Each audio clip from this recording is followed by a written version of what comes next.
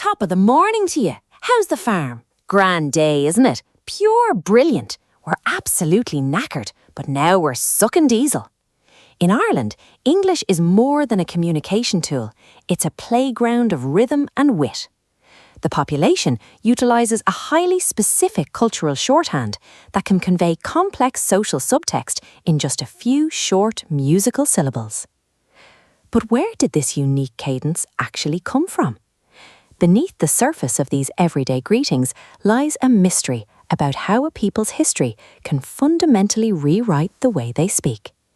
To understand why a modern pub conversation sounds so different from a London street corner, we have to look back at the fading traditions of Ireland's ancient storytellers. For centuries, the Irish navigated an era defined by agrarian hardship and subsistence living. During these times of strife, the community relied on shared culture to keep their spirits unbroken. The centre of this cultural world was the Gaelic, the old-time storytellers. They travelled from home to home, reciting enchanting folklore and ancient legends exclusively in the native Gaelic language.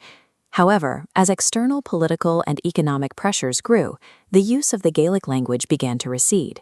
The oral tradition was at risk of disappearing, as the younger generations were forced to adopt English to survive in a changing world. Without a massive, intentional effort to record these voices, the unique heartbeat of Irish folklore and the specific wisdom it contained would have been permanently silenced. Dr. Douglas Hyde, who would eventually serve as Ireland's first president, realized that the clock was ticking. He saw that if these oral traditions weren't transcribed immediately, they would die with the last of the old storytellers.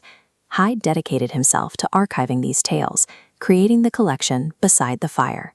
He meticulously transcribed the Gaelic stories and translated them into English, ensuring their survival for a new century. This translation process created a bridge between two worlds. By mapping ancient Gaelic syntax and soul onto an English vocabulary, Hyde preserved the specific cadence and rhythm that the storytellers had used for generations. This accidental fusion did more than save old stories. It forged the unique hybrid English heard in Ireland today, a language that carries the ghost of the Gaelic tongue in every sentence. In the Irish lexicon, a simple hello is insufficient because it doesn't convey the cultural weight of hospitality. Instead, you'll hear Céad Mille Fáilte, which literally offers 100,000 welcomes to the visitor. This hospitality is the bedrock of community life, much of which centers on the local pub. In Ireland, social interaction and shared stories are treated as essential nutrients for the soul, rather than mere hobbies. This text shows one of the most common social check-ins: what's the crack?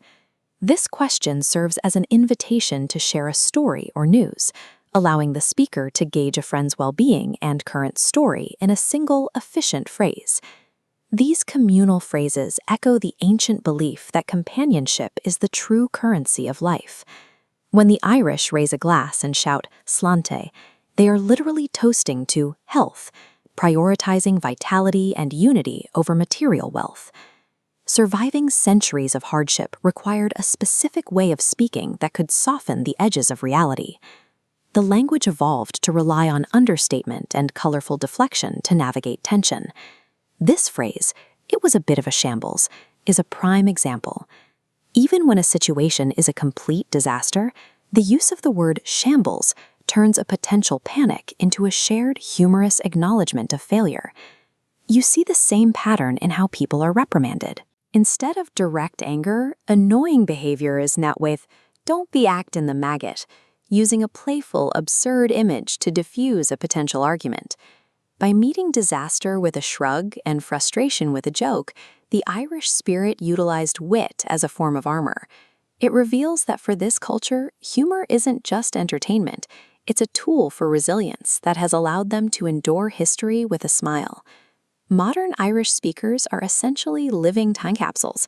Every time they use these colloquialisms, they are unknowingly channeling the voices and the worldview of the Scalloway who sat by those cottage fires long ago.